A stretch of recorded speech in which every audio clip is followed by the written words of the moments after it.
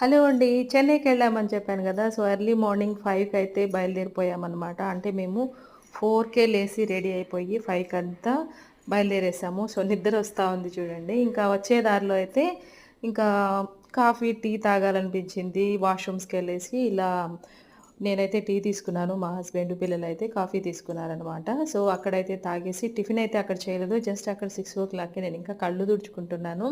So, ఇంక అలా బయలుదేరేసి చెన్నైకెళ్తూ ఉన్నాం. చెన్నైకి వెళ్ళడానికి దగ్గర దగ్గరే మనకి ఆఫ్టర్‌నూన్ అయిపోతుంది. సో, 12 అలా అయిపోతుందనమాట. సో, ఫాస్ట్‌గా అయితే పోతూ ఇంకా దారిలో ఎక్కడైతే టిఫిన్ తినాలనుకున్నాము. చాలా దగ్గరలో అయితే ట్రై చేసాం గానీ, చాలా మేము తినే దగ్గరంతా కూడా చాలా రష్ ఉంది.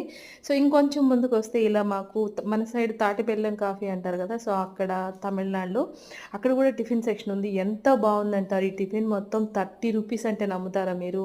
రాగి దోస, రాగి ఇడ్లీ చాలా బావుంది. సో, వెళ్ళినప్పుడు ట్రై చేయండి.